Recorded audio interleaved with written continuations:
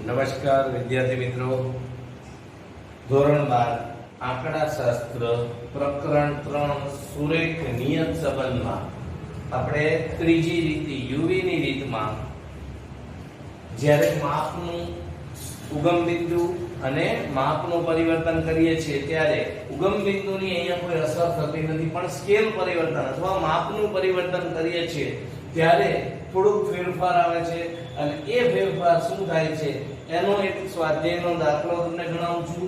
અહીંયા ખાસ ધ્યાન રાખજો, કારણ કે ઉગમ બિંદુ પરિવર્તનથી અહીંયા નિરપેક્ષ છે, પણ સ્કેલ પરિવર્તનથી એટલે કે માપના પરિવર્તનથી આ ફેરફાર થાય છે. એટલે આપણે જે સૂત્ર લખીએ છીએ એમાં થોડો ફેરફાર આવશે. તો સ્વાધ્યાય 3.2 દાખલા નંબર 5 y ની x પરની નિયત સંબંધ રેખા શોધવાની છે. x બરાબર 80 હોય ત્યારે y ની કિંમતનો અંદાજ મેળવવાનો છે.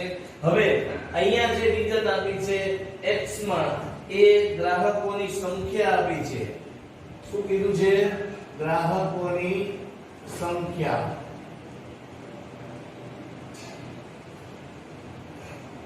અને y માં છે એ વેચાણ 10000 રૂપિયા માં આપ્યું છે.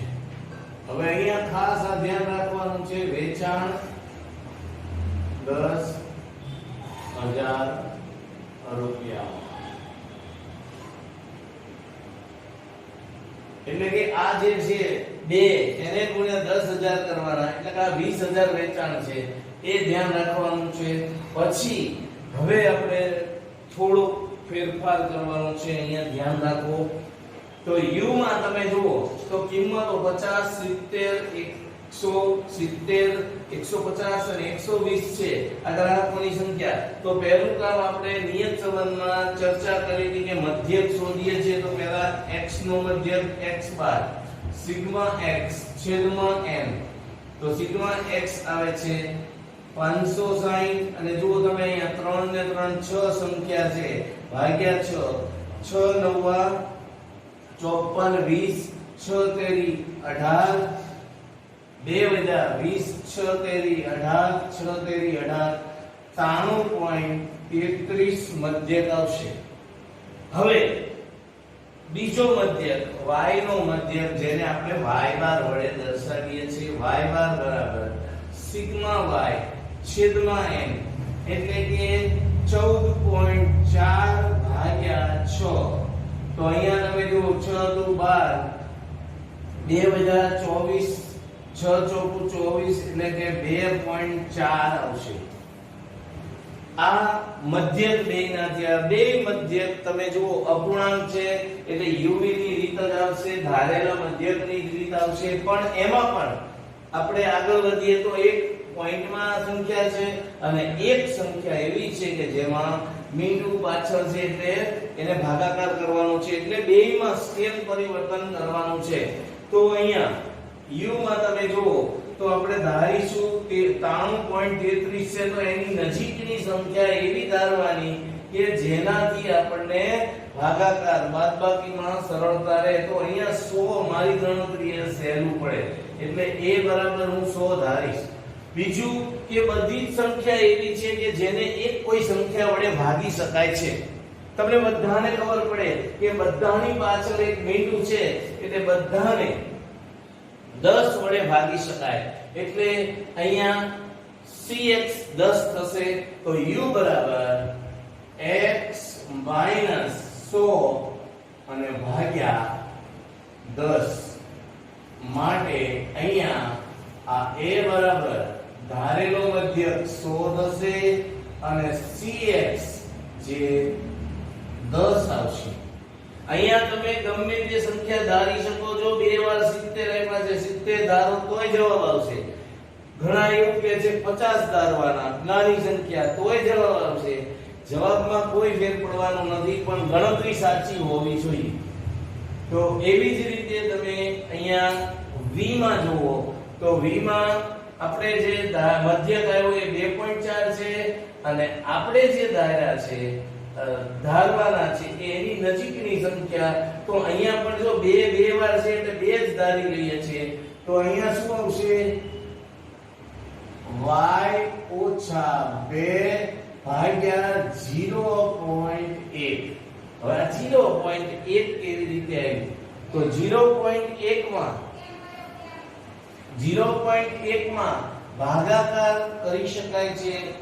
અહીંયા તમે જુઓ તો આ સંખ્યાને તમે 10 વડે ગુણો તો 20, 20, 25,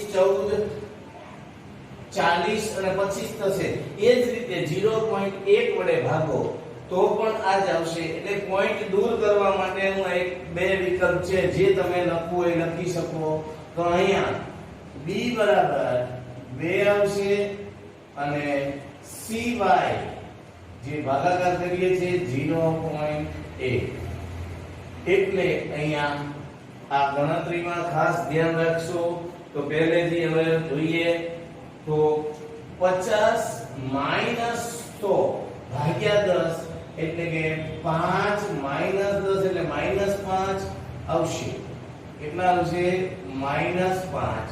પછી 7 ભાગ્યા 10 એટલે -3. 100 એટલે 0. 7 માઈનસ 10 એટલે 10. 15 એટલે 5 અને 12 એટલે 2. હવે અહીંયા ગણતરી કરો તો -11 થાય છે અને પ્લસ થાય છે 5 ને 2 7 એટલે કે સિગ્મા યુ નો જવાબ આવશે -4. આ ગણતરી ખાસ ધ્યાન રાખજો.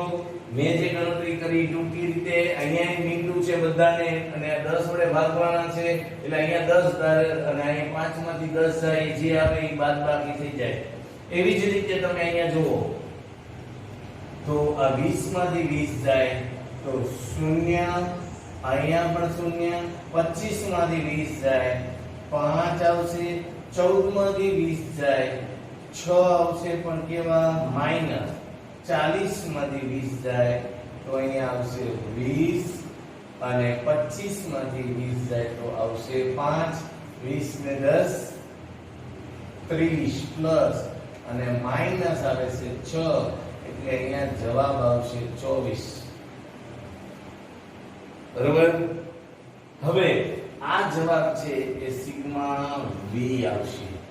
હવે જેમ આપણે ગણતરી કરી આગળ uv ની રીત એમ જ કરવાની છે. હવે કોઈ બહુ અઘરું નથી. તો uv એટલે કે u નો અને v નો ગુણાકાર.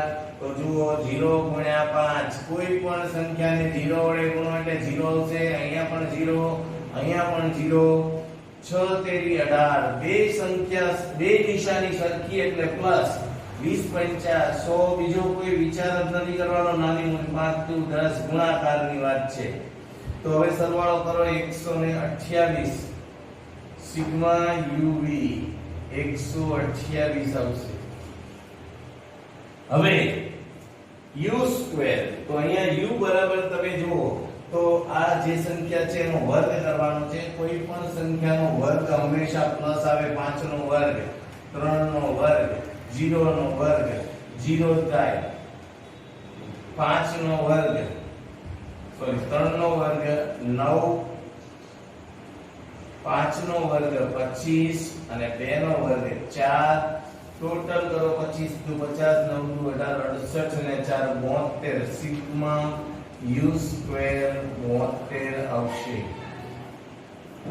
સિગ્મા u સ્ક્વેર 72 આવશે. હવે આ જે છે કોષ્ટક અહીંયા પૂરું થયું. 2 અઢી માર્ક તમને રમતા રમતા મળી જશે. હવે આપણે જોઈએ તો અહીંયા b ગણશું પહેલા. તો જેને આપણે આવી રીતે કહીએ છીએ કે y નો x પરનો નિયત સંબંધાંક અથવા તો b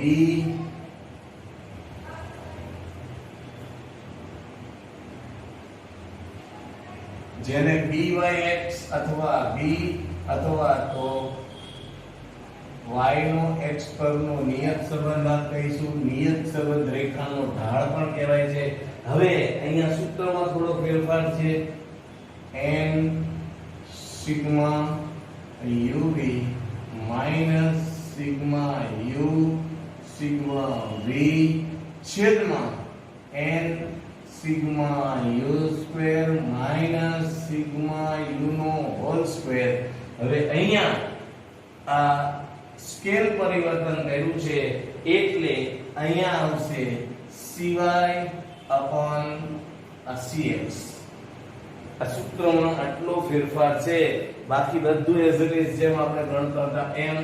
તો બરાબર કરીએ તો n બરાબર 6 ગુણ્યા સિગ્મા uv 128 ઓછા સિગ્મા u ઓછા 4 અને સિગ્મા v 24 છેદમાં n 6 u સ્ક્વેર 72 માઈનસ 4 નો વર્ગ ગુણ્યા સિવાય જો તમે અહીંયા 0.1 છે એટલે 0.1 નો લખવું હોય તો 1 ના છેદમાં 10 આવે અને cx બરાબર 10 છે ભાગ્યા 10.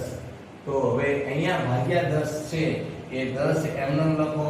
તો તમે અહીંયા ગણતરી કરો તો 8 48 6 દુ 12 ને 4 16 6 એકુ 6 ને 1 7 માઈનસ ને બદલે પ્લસ થઈ જશે. અહીંયા માઈનસ 1 છે 24 ચોકું 96 છેદમાં 6 દુ 12 નો બગડો 6 સત્તા 42 43 માઈનસ 16. જો અહીંયા ઘણા ને અંદર સાહેબ અહીંયા માઈનસ માઈનસ પ્લસ કર્યું, અહીંયા નો કર્યું, પણ અહીંયા માઈનસ 4 નો વર્ગ કરો તો 16 થશે પ્લસ અને આ માઈનસ એમનો રહેશે ગુણ્યા. હવે અહીંયા જો તમે તો 1 ના છેદમાં 100 થઈ જશે. અંશનો છેદ છે એ છેદમાં આવશે એટલે આ રીતે ગણતરી થાય. બરાબર 6 8 14 6 9 15 ને 16 7 ને 8 864 416 ગુણ્યા 1 ના છેદમાં 100 બરાબર b ની કિંમત આવશે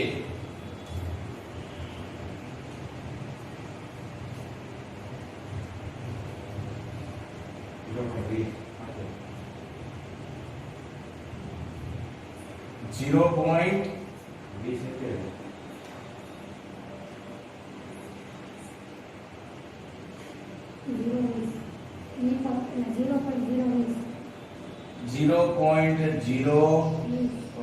આવશે કારણ કે અહીંયા ભાગ્યા 100 છે ને 0. એટલે 50 આવે 4 દુ 8 એટલે 0.2 આવશે. માઈનસ પ્લસ એવું કઈ નહીં, માઈનસ નથી પ્લસ જ છે. તો આ b ની કિંમત આવી. હવે a ની કિંમત જોઈએ તો એને આપણે આ રીતે લખીએ છીએ y નો x પરનો a. તો a બરાબર y bar minus dx bar એટલે કે y bar છે 2.4 માઈનસ b બરાબર 0.02 લખો તોય ચાલશે અને x bar છે 93.33 એટલે કે 2.4 ઓછા 6 9 18. હવે પોઈન્ટ પછી 4 આંકડા છે એટલે જવાબ આવશે 1.88. 1.87 આવશે તો 2.4 માઈનસ 1.87 એટલે a બરાબર આવશે 40 માંથી 10 3 13 માંથી 8 જાય 5 0.53 આવશે 0.53. હવે આ થઈ વાત b ની. હવે y ની x પરની રેખા જેને આપણે નિયત સંબંધ રેખા y ની x પરની રેખા નિયત સંબંધ રેખા નિયત સંબંધ સમીકરણ જે પોતે બધું એકનું એક છે. તો એ છે સમીકરણ y કેપ બરાબર a પ્લસ bx, જ્યાં a ની કિંમત 0.53, b ની કિંમત આવી 0.02 અને x as it is એમને મૂકી દેવાના છે. આ આપણી નિયત સંબંધ રેખા આવી. હજી આ જવાબ પૂરતો છે નહીં, કારણ કે જો તમને હજી આપ્યું છે કે x બરાબર એટલે ગ્રાહકોની સંખ્યા 80 હોય ત્યારે આવકનો અંદાજ મેળવવાનો છે, તો અહીંયા પછીનું સ્ટેપ આવશે x બરાબર 80 ગ્રાહકો હોય ત્યારે, એટલે 80 ગ્રાહકો હોય તો y ની અંદાજિત કિંમત શોધવાની છે. તો આપણે જે સમીકરણ આવ્યું નિયત સંબંધ રેખા આવી એમાં કિંમત મૂકવાની છે. x ની જગ્યાએ 80 એટલે 0.53 વત્તા 8 * 16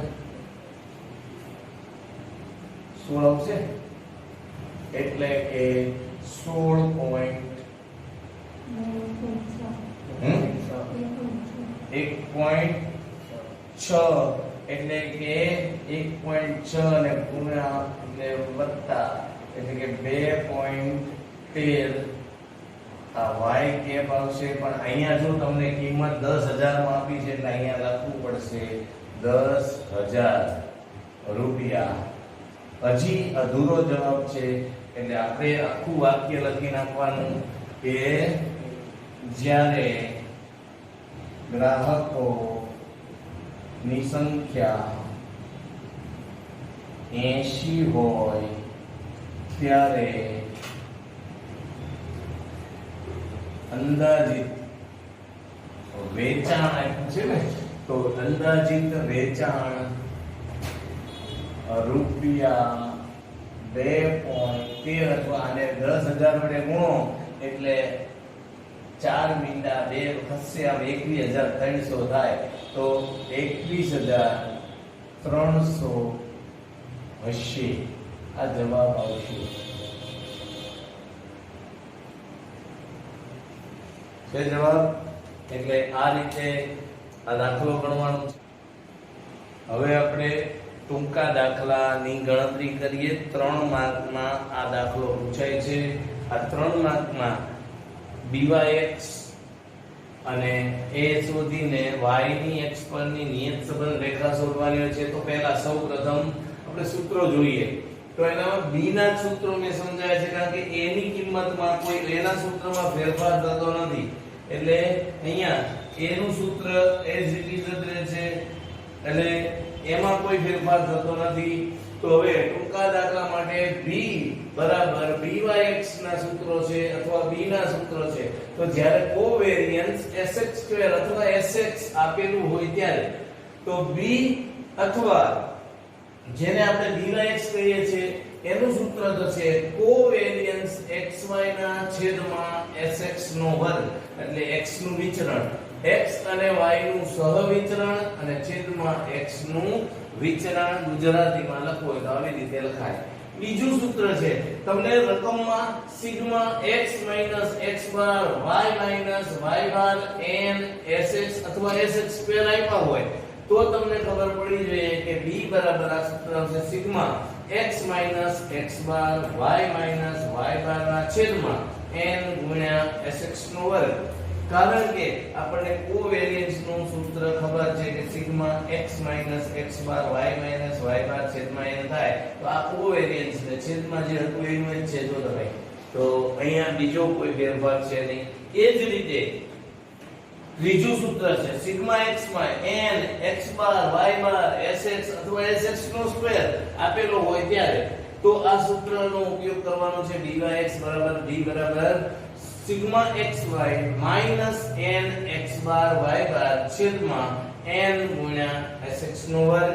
અહીંયા પણ તમે જુઓ તો આ જ રીતે મેં લખ્યું એમ સૂત્ર આ કાઢી નાખો એટલે આ કોવેરિયન્સ નું સૂત્ર છે. તમે આ સૂત્રનો ઉપયોગ કરો એટલે બીજે કોઈ જગ્યાએ ક્યાંય તમારે જરૂર પડે નહીં. એટલે આ b નું સૂત્ર. પછી ચોથું સૂત્ર છે કે જ્યારે r આપેલો હોય, x બાર આપેલા હોય, y બાર આપેલા હોય, sx ને sy અથવા sx સ્ક્વેર અને sy સ્ક્વેર આવું આપેલું હોય ત્યારે તો તમારે b બરાબર અથવા byx બરાબર r ગુણ્યા sy છેદમાં sx આ સૂત્ર આવશે અને એનું સૂત્ર ગમે આમાં આવે એનું સૂત્ર બદલાય નહીં એટલે a બરાબર y બાર માઈનસ bx બાર જ આવશે અને નિયત સંબંધ રેખા y કેપ બરાબર a plus bx એટલે આ દરેક વખતે આ સૂત્રમાં કંઈ ફેરફાર કરવાનો નથી, માત્ર b નું સૂત્ર જ બદલાશે. હવે સ્વાધ્યાયમાં આવો એક દાખલો આપેલો છે, એ દાખલો આપણે ગણીએ તો સ્વાધ્યાય 3.2 માં દાખલા નંબર 6 છે.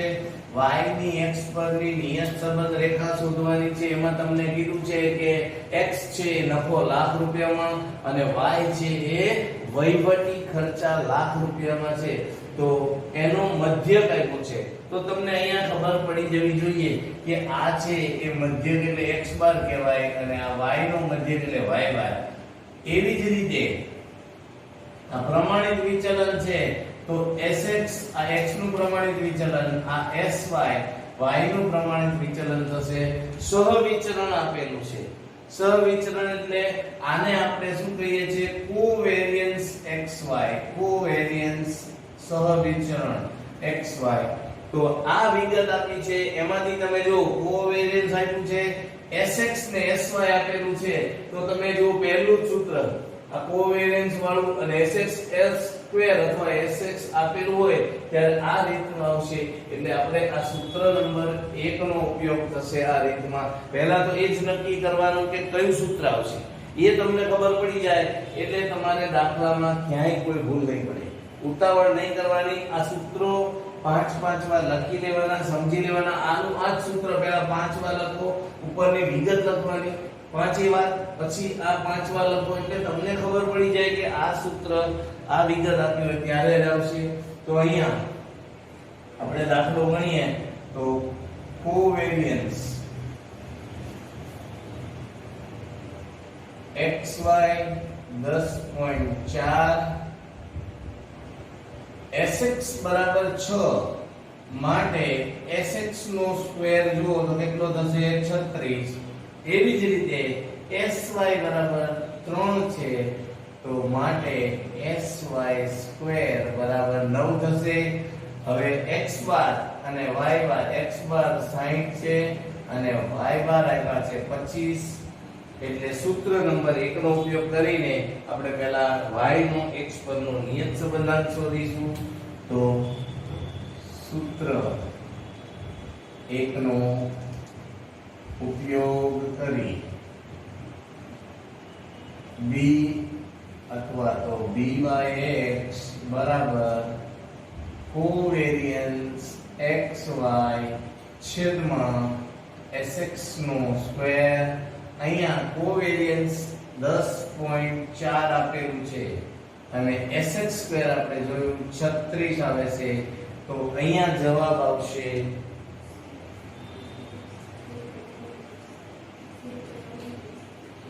જવાબ આવશે 0.29. 0.29 આ b ની કિંમત આવી અથવા byx. હવે તમારે a શોધવાનું છે તો આપણને ખબર છે a માટે તો y નો x પરનો a તો a બરાબર y બાર માઈનસ bx બાર.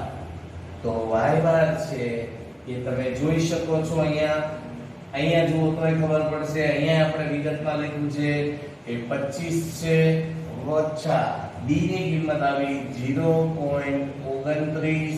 x બાર આપણે આપેલો છે 60 તો હવે અહીંયા 25 માઈનસ 0 6 9 54 નો ચોગડો વધી 5 6 દુ 12 અને 5 17 17.4 અથવા 17.40 એટલે 18 ને 7 7.60 અથવા 7.6 આવશે. 0.6 લખો કે 60 લખો બે એક જ કહેવાય. હવે